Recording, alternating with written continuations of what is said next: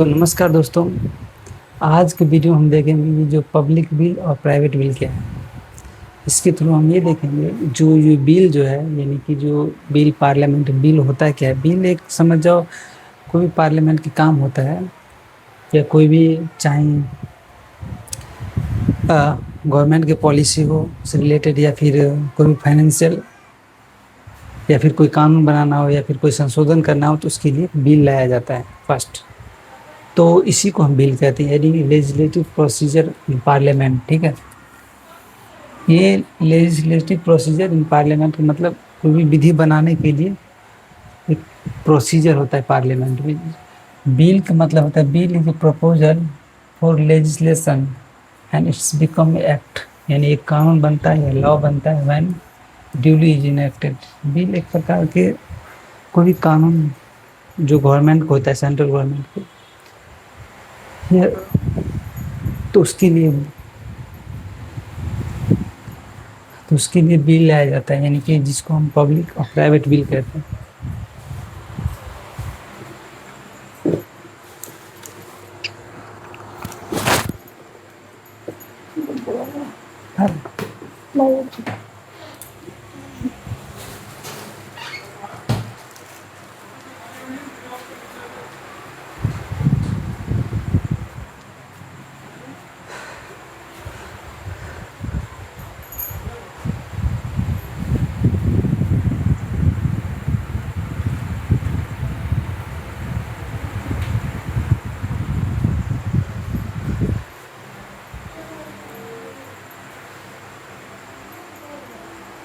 तो हम इसको पब्लिक या प्राइवेट बिल कहते हैं। ठीक है, तो सबसे पहले हम ये जो पब्लिक बिल है, जो हम गवर्नमेंट बिल भी कहते हैं, यानी कि जो गवर्नमेंट के काम काज के लिए जो बिल लाया जाता है, ये मिनिस्टर, इस बिल को जो है ये मिनिस्टर द्वारा इंट्रोड्यूस किया जाता है पब्लिक बिल को।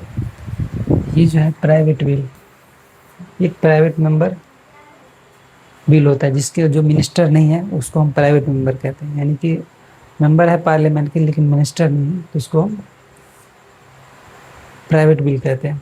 ये इंट्रोड्यूस किया जाता है कोई भी member of parliament other than minister के छोड़ के कोई भी मेंबर हो, इस बिल को इंट्रोड्यूस करता है, उसको प्राइवेट बिल कहते हैं।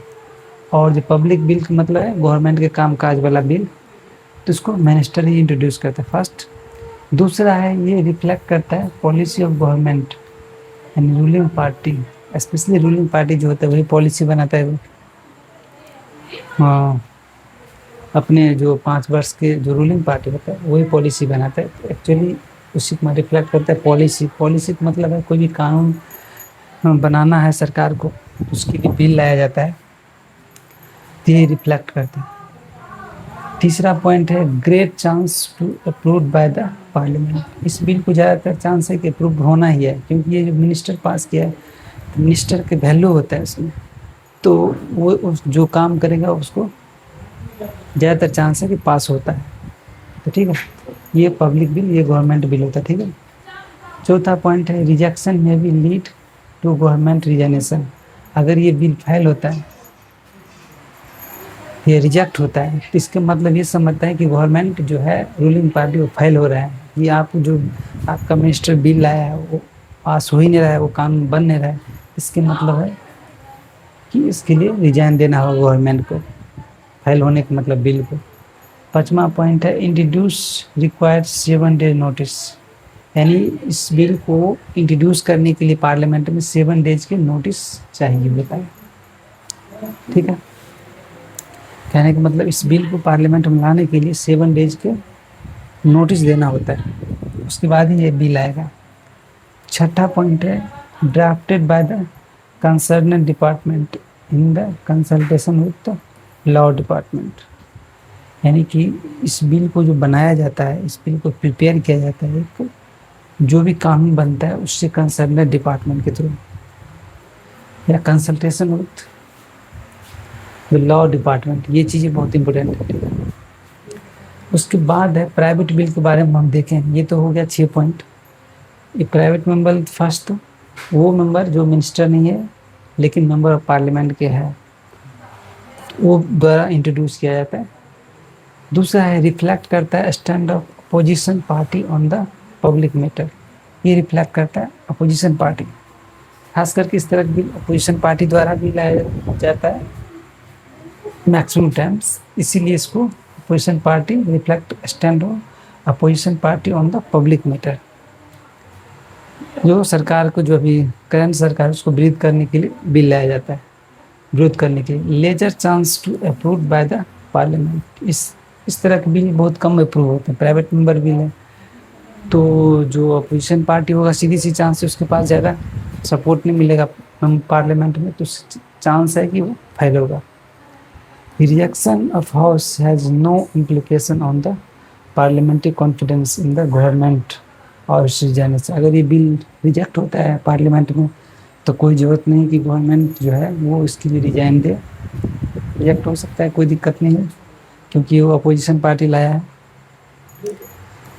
5वां पॉइंट है इंट्रोडक्शन रिक्वायर्ड 1 मंथ नोटिस, यानी कि इस बिल को इंट्रोड्यूस करने के लिए पार्लियामेंट में 1 मंथ के नोटिस देना पड़ता है, ठीक है। यानी ये बिल अगर इंट्रोड्यूस करना है पार्लियामेंट में, इससे पहले 1 मंथ के नोटिस देना होगा।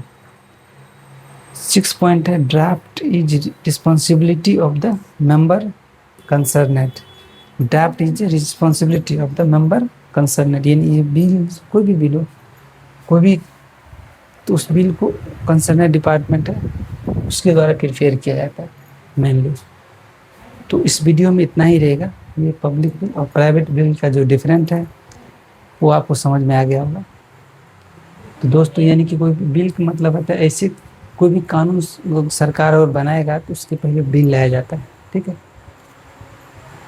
तो यही है, पार्लियामेंट में इतना ही तक रहेगा ये वीडियो दोस्तों।